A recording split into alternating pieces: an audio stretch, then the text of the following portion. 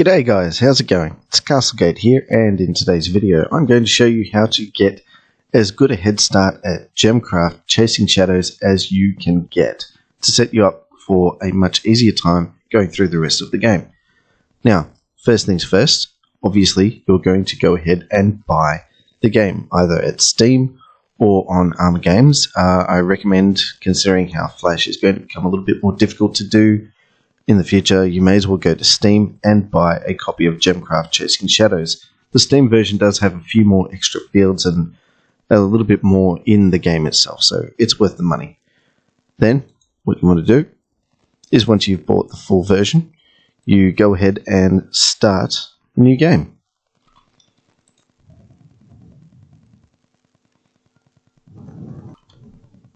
Just go through the tutorial, click through it as quickly as you can. Now, something interesting about this particular tutorial, what you can do is you can anchor both of those waves and you can send them both right now. So, just go ahead and do that. Don't worry, your gem can take it. You get a few achievements, which gives you a little bit more XP, which gives you more skill points. That's really the aim of the game early on, to try and get as much as you can in terms of fragments. Doesn't matter what sort of fragments they are. Any fragment is a good fragment at the start. And also trying to get as much skill points or XP as you can.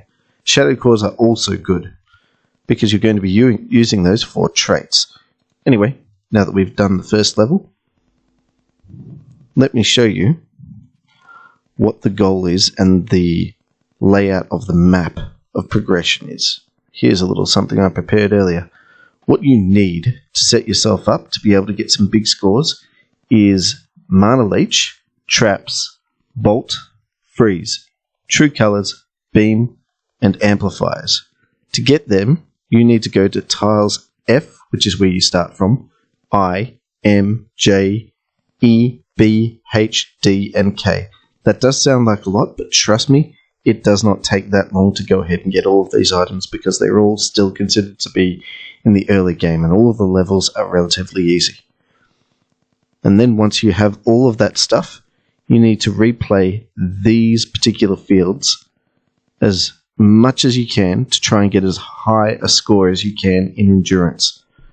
These are the recommended fields. Once you've done these, your skill level should be quite high, and you should have a really easy time of going ahead and beating the rest of the game. Now, obviously some of these fields are more attractive than others. For example, this field has Pull Bound, which actually helps your mana gem, and also comes with 2 shards with a total of 150,000 mana combined. This is a very good option.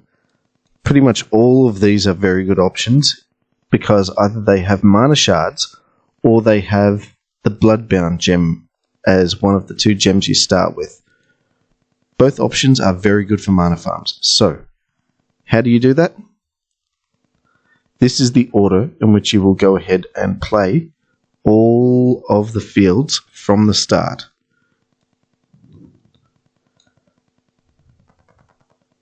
And I'm going to show you that order right now.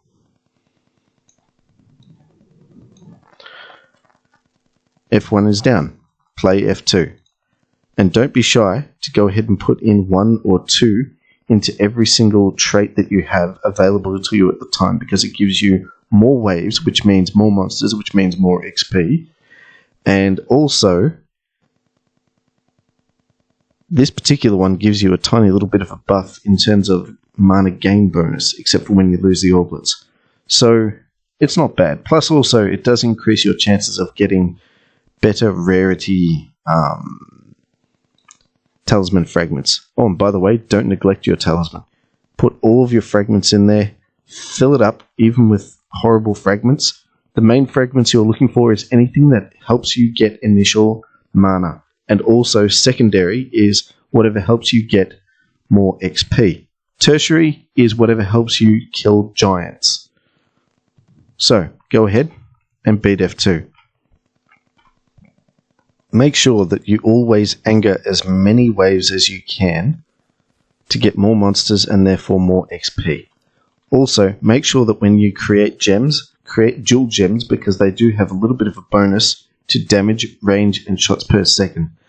The components actually take a little bit of a hit, but this low in the game, you're not going to really be relying on any of these specials. So, at the moment, it's more or less just a game of numbers in terms of just raw damage. So, make sure you've got enough to handle the level. Make sure you anger all of the waves at least once, paying attention to the hit points and more importantly the armor level. Don't overextend yourself. Don't send too many waves too quickly and you'll be fine. For every single field that you play, make sure that after you've beaten it, you go ahead and play endurance. Nice, we like fragments. Always play endurance. Now with endurance, the monster waves are actually going to increase their hit points and armor level and pretty much everything, basically making the monsters stronger much faster than before endurance. So you're not going to last long in endurance.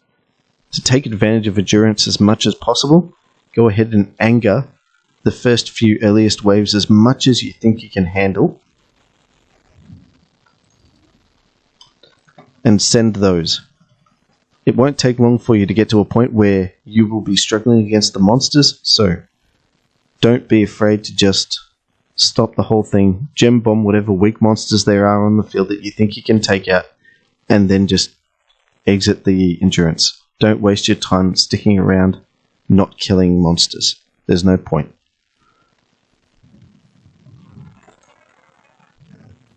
I think I'm just about there now.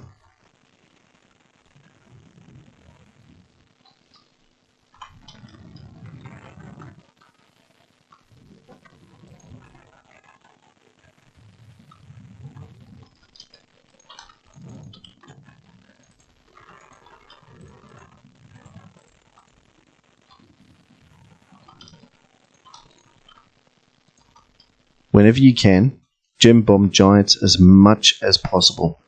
The return on investment for mana when it comes to using gem bombs is much better than gem bombing non-giant waves. Also, giants give a lot more XP per kill, so it is definitely worth it. Before endurance, you're focusing on getting mana. After endurance, you're focusing on getting XP. And at the end, when you can't beat anything more, just go ahead and use your main gem as a gem bomb, just to try and take out something big. And then just end the endurance. Simple. I got almost 5 times the XP I would have had if I stopped and did not do endurance. That's what you're looking for. And this is a small score, but it's only the second level. So, let's continue on. Next, you only have one option, so go straight to field F3. And check your skills. You want a lot of initial mana, but at the same time, some of these skills are worth putting some points into. Specifically, mana stream and fusion are important. Masonry is not so important. Chain hit, on the other hand, that definitely helps. So, go ahead and put some points into it. Starting off with 546 extra mana helps a lot. Go ahead and play F3. Again, put all battle traits up to 2. That's F3 done. Go ahead and play F5 now. This field has 4 amplifiers around an area that obviously needs a tower, so take advantage of that. Also sell all the other gems. You don't need them. Look at all of those random achievements. That's F5 done. Time for F6. You're going to be coming across tome chambers a lot. You want to open them because they hold all of the skills and battle traits that you need. So, it's very simple. Just make sure you go ahead and satisfy the conditions to open kill 40 monsters within the range of 7. Within that circle, I've got my gem back here. Everything will die around this area within the circle. It shouldn't take long to crack this open. Doesn't hurt to use walls to make a maze. F6 is done, and now we have traps. Now we play F4 to get haste. There's nothing special about these locks, just destroy them. That's field F4 done, and now I've got haste, another battle trait. Don't forget to fill in your talisman. Head to I1. Beat I1. Beat I2. Beat field I3 and get Bolt skill. Very important. Remember, Bolt ignores armor, so yeah. Start angering a lot. Beat field I4. Beat I5 and unlock Mana Lock. Beat H1. Finish H2. Beat H4 and get Freeze. Beat field H5. Then beat H3 for Giant Domination. Beat D1. Complete D2. Beat D4 and get Beam. Then head down to M1, beat it, and get the True Colour skill tome. Don't forget to head to your skills every now and then to, tune them up, but make sure you leave yourself enough skills unspent so you've got initial mana. Beat M2, and while you're doing that, use your newfound ability with Beam to go ahead and use mana gems with Beam to sap a lot more mana out of firing at monsters that don't die to beam, such as giants. Complete M4 and then hop to M3. And then beat it, of course. Then beat M5 and unlock 3 map tiles.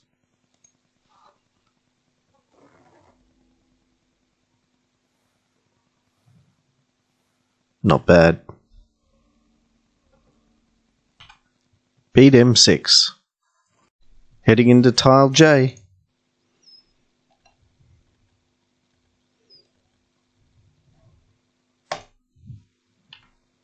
Once you beat J1, head down to J2. Defeat J2. Finish J3 for the Swarmling Domination Scroll. Beat G1, and while you're at it, ignore the Corrupted Mana Shard. Then once you've done that, go to field G2 to get something very nice called Curse. That's G2 down, and there's Curse. And now that you have Curse, head back to field J4. Once you've done J4, you will have Amplifiers. We're getting close. Head all the way back to E1. The monsters on this field are a little bit weaker than what you're used to, so don't be afraid to crank up all of those battle traits just a little bit more. That's E1 done. Then take out E2 and head to E4. Your skills should hopefully look something like this. Your battle trait should look something like that. And early in the game, your setup should look something kind of like this.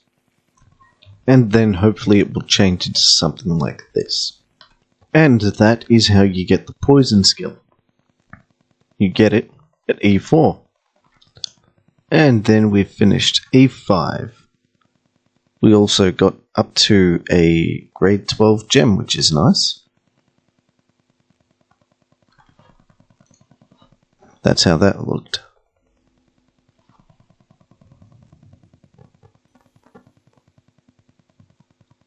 Time to go and get Adaptive Carapace. That's E6 done. Now we're going to head down to E7, and we are going to use a newly acquired Adaptive Carapace. Basically, it's just to, add a couple more waves.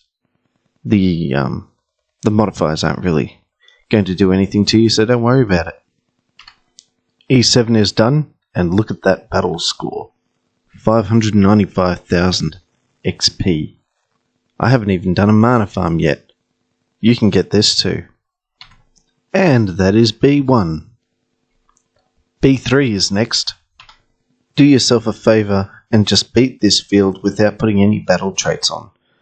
There are no places for you to place down a tower. This entire map needs to be played using traps only. So, put your poison gems in your traps at the entrances of every single area.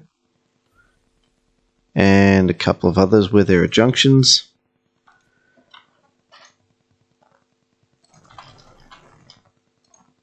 Load them up with lots of poison.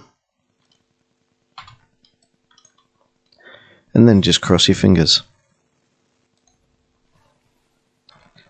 And that's the infamous B3 field done. Do yourself a favour and don't bother trying to do the endurance part of this one. Throughout the normal play, you will encounter almost every single wave to be swarm, and that is okay. With traps loaded with poison, it's not that hard, but when it comes to endurance, you'll start facing normal waves, including giant waves, and there is very little you can do about that, so just be happy with the win.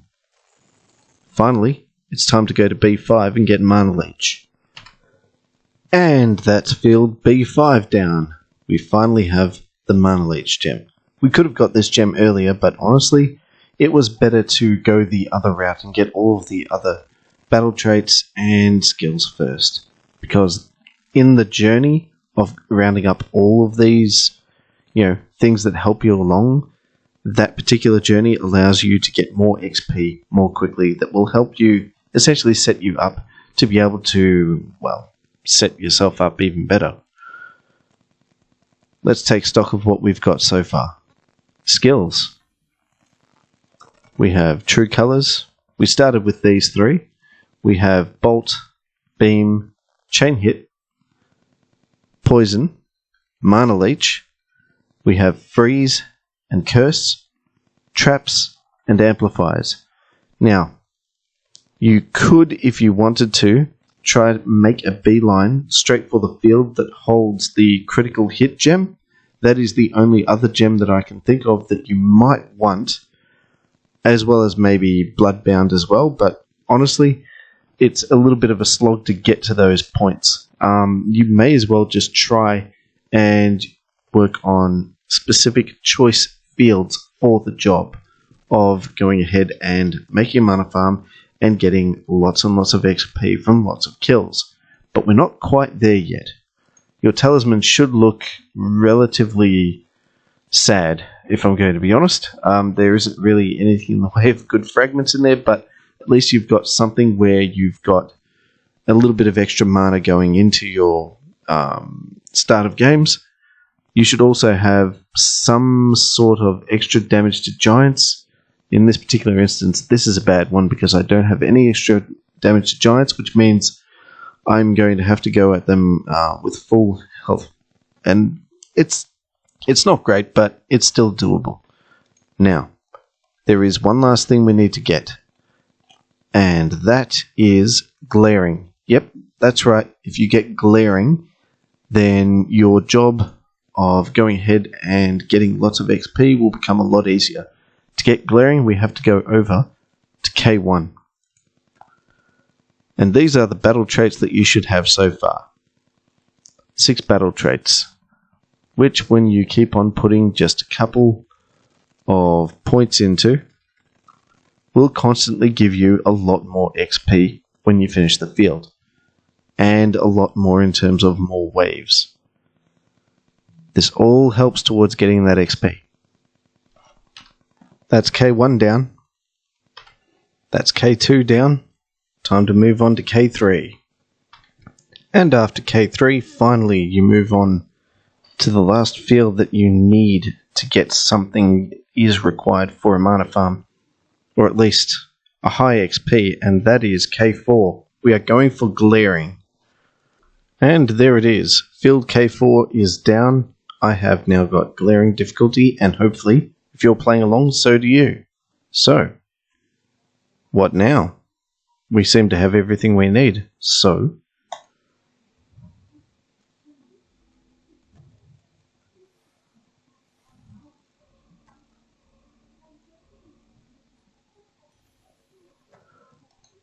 what we're going to do is we are actually going to refer back to this little notepad file that I created earlier.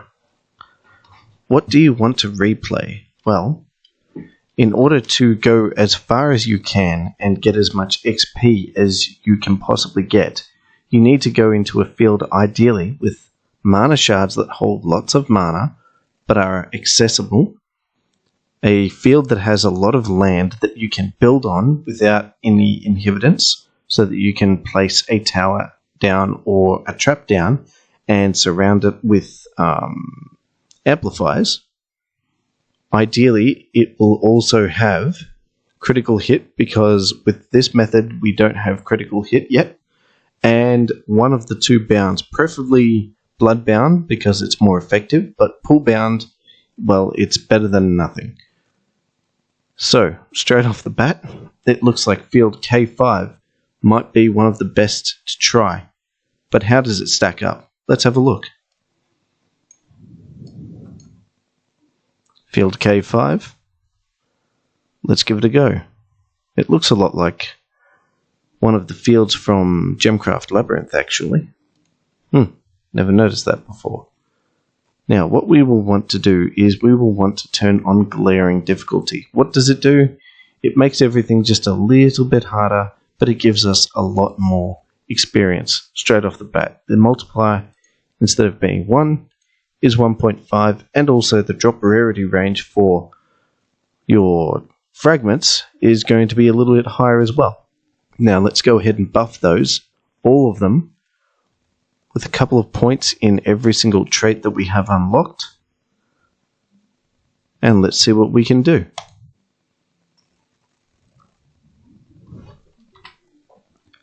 So far, things are looking good.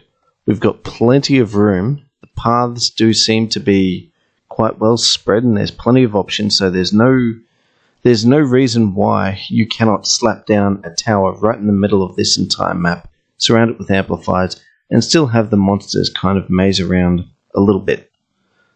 That's fine. Annoyingly, there's a shell thickness on both of these mana shards, but they hold a lot of mana between them, so I think this field might still be worth a go. Let's see what we can do. First, let's get a little cleanup. I'll set this up, and like a flash, and that's looking a little bit more sorted. Not bad. Let's see how far we can go. Notice that I have not got any gems on the field with mana leeching yet.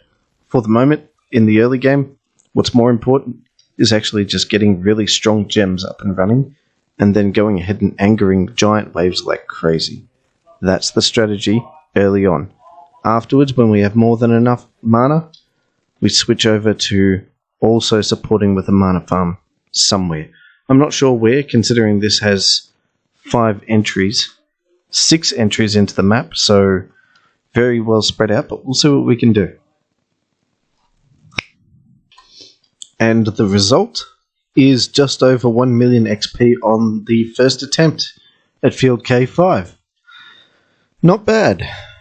What you didn't see was my attempt to go ahead and merge in a little bit of mana leeching into that, all of those gems in the amplifiers and in the main gem as well, to make it a 4-component gem.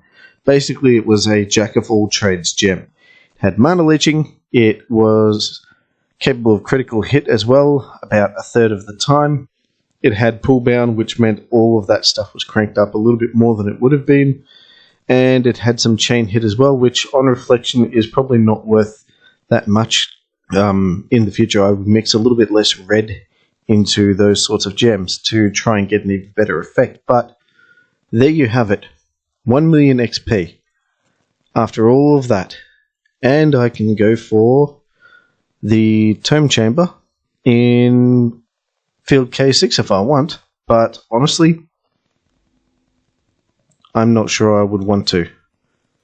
I don't remember what's there, but, well, if it's another battle trait, then it's always good to get more battle traits, because that way you can spend just a few cores to get a few more waves of normal monsters before endurance monsters. Remember, those waves come up very, very differently, but at this point, at a wizard level of around 170, you're poised to go ahead and use everything you have at your disposal to go ahead and properly tackle as many of the earlier fields as you can.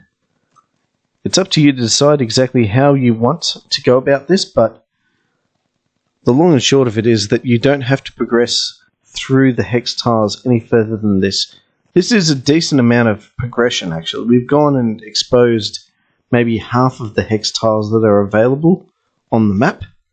We haven't exposed or even played all of the fields, but from what you have played previously up to this point, if you're following on, you can comfortably go ahead and replay all of those fields again. And just on paper alone, these particular fields on paper do seem to be of interest. Make sure that you potentially try and target fields that have chain hit as well. It's quite important to have chain hit. If you feel like you're struggling to get lots and lots of XP, lots of times over and over again, playing everything on haunting difficulty,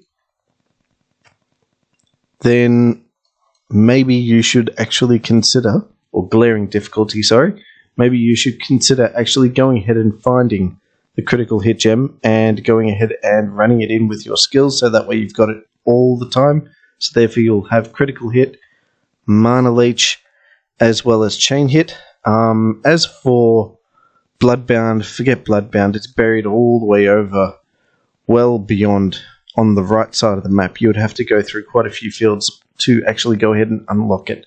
I think the Poolbound gem might be in a tomb chamber here, so it's very close by. All you have to do is go through a few more fields and you're there. It's up to you, but honestly, it's not really that necessary because you can find fields that normally come with the right gems anyway. Not all of them, but some of them. For example, this one. There's no bound gem, but the first wave is low hit points, so you can anger your waves a lot. It comes with critical hit already. You've got everything you need to go ahead and get started on that one. So, I might replay that one next. It's up to you. But that is how you get a kind of head start in Gemcraft Chasing Shadows. Instead of going ahead and finishing every single field that you see, if you follow that exact prescription of fields to go ahead and play in that order, then you will be putting yourself in the best stead to go ahead and start doing mana farming and start to get lots and lots of points in the order of millions. And once you've done that a few times, your wizard level will go up to around, I think, 1,000. Around 1,000 is about the tipping point where everything just starts to become really easy. So, I hope you enjoyed this video. Let me know what you think in the comments below. Let me know if you tried this and how you went. And I'll see you in the next video.